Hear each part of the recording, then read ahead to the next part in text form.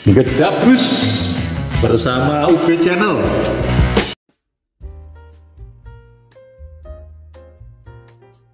Halo, ketemu lagi bersama Gungi di Urip Bonus Channel.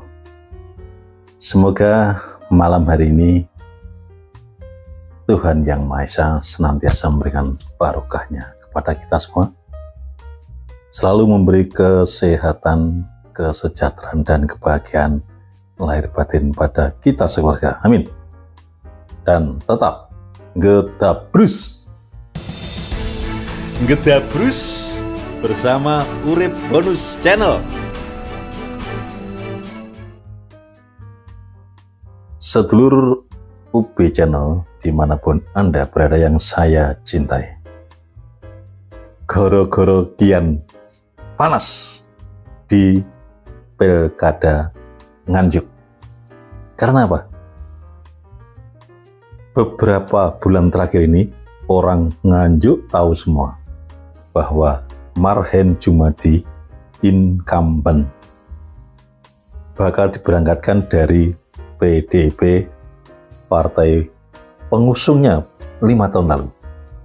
Namun kenyataannya hari ini tadi, siang tadi, tepatnya 8 Agustus di Jakarta, di kantor DPP Partai Demokrat Jakarta sana, Marhen Jumadi incumbent Bupati Nganjuk yang semula berangkat dari PDI ternyata berangkat dari atau dicalonkan oleh Partai Demokrat.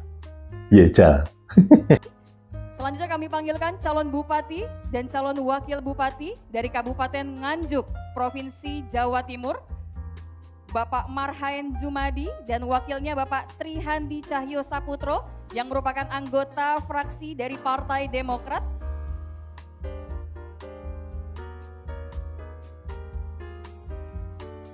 Ya.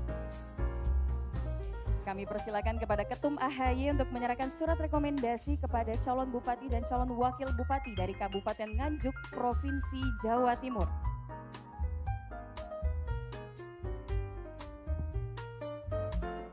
Baik, dipersilakan kepada rekan-rekan media mengambil momen. Tangannya, salam komando. Baik. Terima kasih Bapak. Selanjutnya kami panggilkan. Inilah politik. Semuanya serba mencair dan dinamis. Sekarang A, sore B, malam C, paginya D. Berputar terus. Inilah politik. Tentu saja Partai Demokrat yang semula memberikan Mas Trihandi Cahyo Saputro, ya mungkin foto karo nemu ketoi. Artinya yang semula Kang Marhen Jumadi berangkat dari PDI berkolaborasi dengan Mas Hendi berangkat dari Demokrat, saat ini berangkat keduanya resmi didapat dukungan dan mendapat rekom dari Partai Demokrat yang diserahkan langsung oleh AHY Ketua Umum tadi pagi. Selanjutnya terserah Anda. Dan ketika Kang Marhen dan Mas Trihandi mendapatkan rekom dari Partai Demokrat sesuai aturan PKPU, untuk menjadi kontestan pemilu itu harus 25% dari hasil suara sah atau 20% dari jumlah suara yang ada di legislatif. Kalau di Nganjuk sini jumlah suara ada 50 kursi, berarti 10% dari 20% dari 50 adalah 10 kursi. Nah, yang bisa memberangkatkan partai sendiri tanpa berkoalisi adalah PDIP, karena PDIP mendapatkan 11 kursi. Jangan yang lainnya seperti PKB 9, Hanura 6, Demokrat 6, dan seterusnya. Jadi kalau Kang Marhen dan Mas Triandi diusung oleh Demokrat, artinya baru mendapatkan 6 kursi, kurang 4. Nah, siapa yang bakal berkolaborasi dengan koalisi koalisi untuk memenuhi elektoral dari KPU tersebut, ya sudah sebelumnya ada, yaitu ada PKS ada 2, jadi 8, 6 Demokrat 6 sama PKS 2, jadi 8, masih kurang 2. Nah, dari sini semua partai sekarang sudah close semua. Karena apa?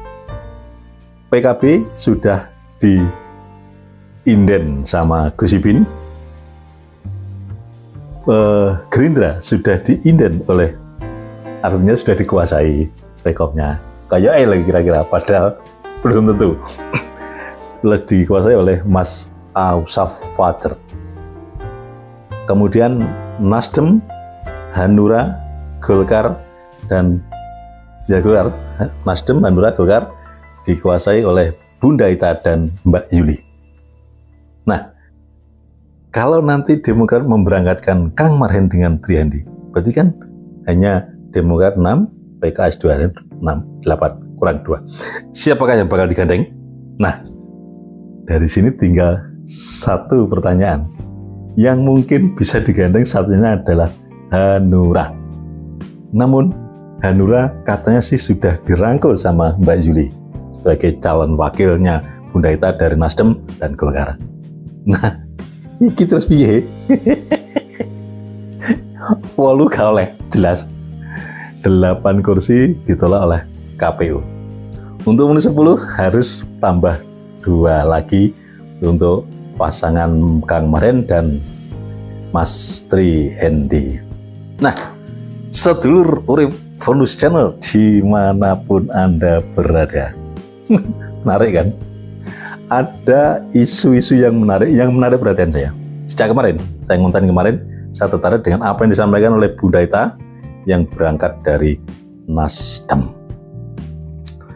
Karena setelah dia menghadiri acara acara simposium atau sarasen atau temu kangen atau apa gimana gitu dari Partai Gurum, dari partai non parlemen, Bunda Ita menyampaikan bahwa dia akan berangkat dari Nasdem, Golkar, dan Hanura. Namun yang paling menarik ketika ditanya salah satu seorang wartawan, dia menjawab seperti ini. Katanya bakal ada deh kejutan. Nah, Bu, yang terbaru setelah PSI nanti konsolidasi dengan partai apa, Bu? Kita koordinasikan dengan PSI dulu. Yang sudah ada ancang-ancang untuk masuk? Masuk, kalau kita sudah masuk di Golkar, masuk Nasdem sama Hanura. Selain itu, Bu? Selain itu, setelah PSI? Ada aja. Tunggu kejutan berikutnya. Nah, ini karena Bunda Ita itu istri dari Pak Taufik, mantan Bupati 2 periode di Nganjuk. Pak Taufik ini dikenal seorang pemain catur strategi yang luar biasa, catur politik, bukan catur bidak ya. Dia ahli strategi memenangkan pemilu dengan segala trik dan pola dan modus dan apapun, ahlinya adalah Pak Taufik, mantan Bupati Nganjuk 2 periode. Karena Bunda Ita itu istrinya Pak Taufik, tentu saja nggak mungkin Pak Taufik diam. Nah, ini apa yang disampaikan Bunda Ita kejutan. Saya punya prediksi dalam hati saya, estimasi saya, prediksi atau angen-angen atau perkiraan. Dalam minggu ini Pak Taufik udah meluncur ke DPP PDI sana. Wes jujur ya, tuku rekam PDI. Karena apa? Yang mendaftar calon wakil bupati di Kediri masih ada satu kader PDI, yaitu Mas Gondo, yang saat ini sebagai sebagai legislatif dari PDIP. itu mendaftarkan diri di PDI sebagai calon wakil bupati. Nah, terus Kang Marin gimana? Ini yang menjadi pertanyaan banyak orang. Kang Marin kan dari PDI ya, konstituennya ke PDI, kok berangkat dari Demokrat ya? Nah, dari sinilah sebetulnya tanda-tanda sinyal bahwa Kang Marin maaf belum bisa konsolidasi secara internal dalam konstituennya di PDIP itu sudah ditunjukkan sejak awal. Bahkan menurut analisa saya, sejak beliaunya itu menjabat PJ, itu Kang Marin kayaknya dengan PDI sudah agak renggang gimana gitu. Apalagi saat musim pilkada ini, ketika mau mendaftarkan dan setelah pendaftaran, setelah konsolidasi dan rekonsiliasi dan koalisi dan apapun yang terkait dengan tugas-tugas dia sebagai kader yang mempunyai surat tugas dari DPW PDIP untuk menjalankan tugas-tugasnya selama ini, kayaknya hanya beberapa aja yang poin-poin yang dipenuhi oleh Kang Marin. Yang dipenuhi diantaranya elektoral jelas,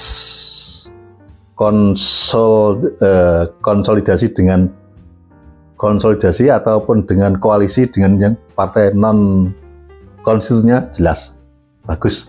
Namun selama ini umum Nganjuk belum pernah melihat Kang Marin itu bersama-sama runtang-runtung dengan pengurus PDI atau PAC atau apa-apa, belum menerima, belum pernah lihat saya.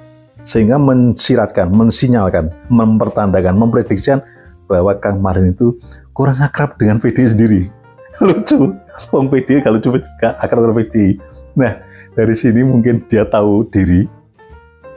Kira-kira upama gak oleh rekom teko PDI, dia oleh rekom ke Demokrat. Jadi ki cara wong apa Kang Marin di atas angin sudah. Karena apa? Andai kan dia tidak mendapatkan rekom dari DPW PDI, bukan rekom, SP, surat penugasan, karena bagian incumbent itu ada SP, surat penugasan. Yang semua diturunkan ramai heboh sebelumnya itu ST, surat tugas. Jadi surat tugas ini dalam beberapa waktu ada beberapa kriteria yang harus diselesaikan oleh penerima surat tugas itu. Tugas-tugas dari DP harus diselesaikan dalam waktu tertentu. Nah ini kalau sudah oke, clear, ini akan diganti dengan SP. Nah, kayak Kang Marin kayak kroso, bakal kira-kira SP gak jatuh kepada dia lagi. Dia sudah diangkat oleh Demokrat. Hebat itu. Jadi Jogo nih, gak kena isto-istoe. Makanya ini saya kaitkan dengan apa yang disampaikan Bunda Ita.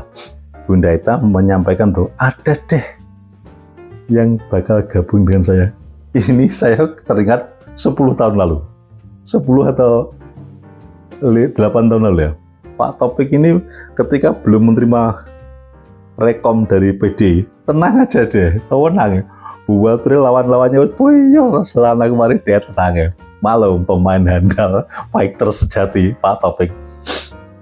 Di saat waktu tertentu injury time, dia serot Jakarta. Langsung nyekel rekom PD, biejal. Bahkan ini mungkin akan terjadi lagi. Karena Bunda Ita ngendikan seperti itu, dan apa yang pernah saya lihat beberapa tahun yang lalu yang mau dilakukan Pak Taufik seperti itu. Di waktu kurang genteng sedikit, dua rekom ke PDI. Nah, kalau Bunda Ita sudah memegang rekom PDI, partai ini sudah berangkat sendiri.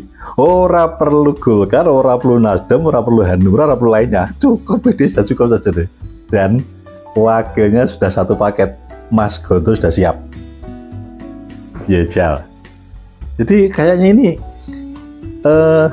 udah kan gorengan-gorengan politik dari awal sampai akhir ini mengerucut khususnya PD.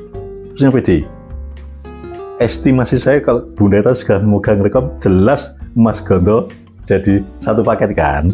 Nah, Golkar ikut, thank you. Nasdem ikut, thank you. orang itu thank you kira-kira. Karena begitu juga tentang Mas Triandi tadi ya. Saya kalau andai kan Bunda Ita nanti memegang rekom dari PDI, kan hanya ya pengusung aja atau dikir servo aja, dan Nasdem apalagi Hanura. Hanura yang tidak lolos di Senayan, tidak lolos electoral threshold-nya itu hanya sebagai pengusung aja. Maaf, karena musim cuaca ini agak, apalagi mendengar rekom ini agak flu saya. Terus kembali lagi ke Mas Triandi yang rencananya KPU menurut jadwalnya tuh membuka pendaftaran mulai tanggal 26 sampai 28 kira-kira Agustus. Sedangkan itu pendaftaran untuk bakal calon bupati dan wakil bupati di Nganjuk. Sedangkan KPU sendiri akan melantik legislatif periode 2024-2029 yang baru ini, pileg kemarin tuh akan dilantik pada tanggal 30 kayak sepertinya. Ini infonya seperti itu ya. Mungkin nanti kita, kalau salah saya mohon maaf. Nah, ini sesuai dengan Undang-Undang Pemilu dan PKPU. Mohon maaf, karena ketergesa-gesanya tidak sampai baca nomor berapa, urutan berapa. Next time saya bacakan. Untuk calon bupati yang untuk KPU harus menerima surat pengunduran diri bagi yang mendaftarkan calon bupati atau wakil bupati. Artinya begini, ini kan dinilai Mas Endi kan meraih 30.000 suara. Jadi dirinya bakal menduduki legislatif di DPRD 2024-2029. Begitu juga Mas Gondo. Mas Gondo ini juga kalau dia nanti keduanya, Mas Gondo dan Mas Triandi ini, jika nanti akan mendaftarkan diri sebagai calon bupati atau wakil bupati, dia harus mengundurkan diri dari keanggotaan legislatif dan harus PAW ini. Betul. Ini sesuai Undang-Undang Pemilu dan PKPU. Nah, permasalahannya, sudahkah KPU saat ini menerima surat pengunduran diri tersebut? Nek dorong, ya saya ragu-ragu antara Mas Triandi dan Mas Gondo, sido dari DPR atau dari calon wakil bupati. Ini, sayangnya saya tadi tanya ke KPU dan Bawaslu juga belum respon. Mungkin ini sudah terlalu malam, besok mungkin saya tanyakan. Nah, kembali lagi, setelah mengulik proses pendaftaran dari calon ke KPU tadi, yang diiringi harus pengunduran diri dan lainnya tadi, nanti PAW tadi, saja Mas Triandi misalnya mundur, ya saja gak apa rugi. Karena apa? Di bawahnya Mas Triandi kan otomatis mendapat limpahan suara ini. Sing oleh cuma puluhan suara atau ratusan suara gak di DPR bro, dan gak mungkin tidak ada nilainya. Jadi sebetulnya secara bisnis terus gak ada masalah, dan mundur gini lah. Dan PAW Mas Triandi dan nyalon wakil bupati. Sing PAW ngisolin dan siap-siap kan soal nek aku leh biting sama ini, aku harus ganti suara itu kosnya budgetnya sekian berapa rupiah, entah saya tahu. Terus yang suaranya sedikit berapa rupiah, kemudian penggantinya lagi berapa rupiah. Itulah. Sedulur urip bonus yang saya cintai dimanapun Anda berada, menarik sekali ya mengikuti proses pilkada di berbagai daerah ini. Semua ini akibat terutama perebutan rekam ya, karena saat ini mungkin sampai seminggu ini masih umek masalah rekom mereka itu. Artinya apa? Yang jelas dalam kontestasi pilkada Nganjuk yang sudah mendapatkan rekom resmi hanya 2 sekarang. 1, Bunda Ita yang dapat rekom dari Golkar kemarin itu sudah diserahkan resmi. Yang kedua adalah Kang Bunda Ita tadi bergandengan dengan Bunda Ita dengan Mbak Yuli ya, berangkat dari Golkar, Nasdem, dan Hanura. Kemudian baru tadi siang Kang Marhen bersama Mas Triandi secara resmi sudah ditandatangani, diserahkan, rekomnya sudah diserahkan langsung sama Ketua Umum AHY, yaitu dari Demokrat. Jadi dari dua kontestan yang akan mengikuti Pilkada Kabupaten Nganjuk itu, masih dua yang baru mendapatkan resmi rekom. Yang satu yang ini, yaitu Gus Ipin. Sampai sekarang masyarakat sempat dibingungkan kemarin beberapa bulan yang lalu. DPP PKB melalui DPW PKB Jawa Timur menurunkan surat rekom atau surat tugas ke Gus Ipin yang bergandengan dengan Mas Aswaf Fajar. Nah, seminggu yang lalu DPP PKB yang ditandatangani oleh Caimin Ketua Umum juga mengeluarkan finalisasi nama-nama bakal calon bupati dan wakil bupati se-Jawa Timur. Repotnya dulur, dalam surat final PKB tersebut yang dikeluarkan oleh Gus Caimin, nama Gus Ipin tidak ada. Lah inilah yang membuat bingung, publik bingung. Yang dimaksud ini final itu Gus Ipin sudah dapat rekom atau belum, kita kan tidak tahu. Yang tahu orang DPP ini. Atau gini, atau rekom final yang disebut dalam saat ini yang dapat rekom resmi sah dari konstitusinya pengusung masing-masing adalah Golkar sudah menurunkan dan Demokrat sudah menurunkan. Nah, lainnya masih belum. Begitu juga Nasdem, apalagi Hanura yang hanya di DPC di Nganjuk sini saja belum. Nggak tahu kalau nggak sore apa saya kira apa nggon-nggon di tantang di apa. Kalau perlu ke Jakarta, ke Jawa Timur, yang Nganjuk tanda tangan nih. Begitu juga Gerindra. Sampai sekarang Mas Aswaf ini juga belum pernah menunjukkan bahwa dirinya sudah pernah mendapat rekom atau surat penugasan dari DPP Gerindra. Masih gonjang-ganjing. Saya yakin gonjang-ganjing dan goro-goro ini bakal semakin panas seminggu lagi.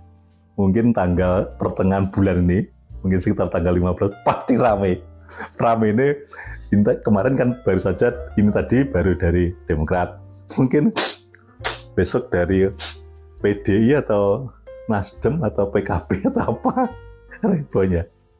Baik, sedulur Urip Bonus Channel dimanapun Anda berada yang saya cintai. Ya, tetap kita kawal proses demokrasi Pilkada di Kabupaten Nganjuk ini dengan ala UB Channel. Jangan lupa bahagia. Salam NKRI harga mati. Salam UB Channel. UB Channel, enteng berisi, jaga NKRI.